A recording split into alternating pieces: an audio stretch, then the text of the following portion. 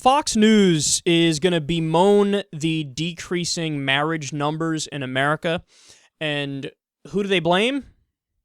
Feminists, of course. If you look at the statistics, Harris, men specifically are opting out of marriage. I mean, this is a term that's been dubbed by Breitbart as the sexodus. All right, so I get into lots of trouble when I pipe up because I was raised by Shirley and Bob, and this is how they raised me. Oh, Bob and Shirley. I know. I love them. I mean, it's all about the milk and the cow. I don't think there's a lot of pressure on men to get married because we are much more sexually free society. In general, if you kind of look historically, well, the 70s were pretty wild. But, I mean, Do tell, Harris. I was in grade school, hello. But what I'm saying is, as a society, are we, and it's a question really for the doctor, too, are we really at a point where, sex and marriage don't have to go together anymore, obviously. It used to be part of a song that rhymed. But we've gotten away from that. Guys just don't feel the pressure anymore. Well, and Kennedy, women have been encouraged to give it up, as Harris talks about, freely with the rise of feminism, have sex like a man. So they're doing this, and they're not making the guy step up to put a ring on it. No, and they're sacrificing the integrity of the relationship. I think a lot of times, and maybe that sounds judgmental, I also blame Tinder because I think there are a lot of dudes that don't want to get married because if you're not married, it's not cheating. Am I wrong? You're right.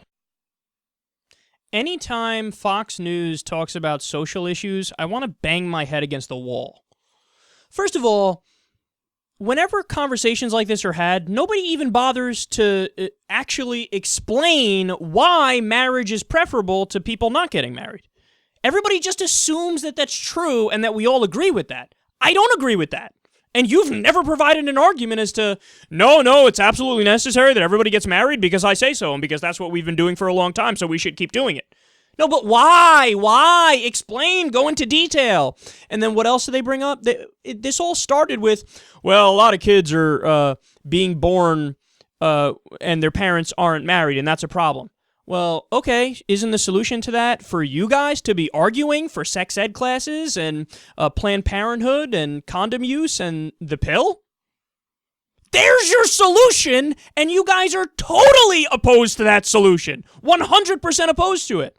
I don't hear you guys advocating for the things that would solve the problem, which are all the things that progressives are advocating for.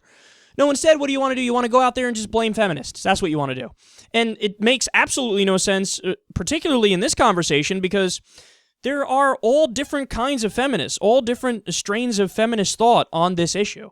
Some feminists, unfortunately, in my opinion, would agree with the idea that, like, women shouldn't have sex and they should hold out until marriage because, that's, you're respecting yourself more that way or whatever. And then there are other feminists who would stand up and say, well, no, we should be empowering women, so you make your own choices, whatever you want to do, you do, and that's cool. You shouldn't be shamed if you want to have more sex than some housewife that lived in the year 1952.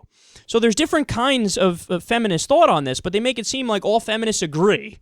And they're like, just blame the feminists for the fact that people aren't getting married as much now. No, it's not necessarily a bad thing that people aren't getting married.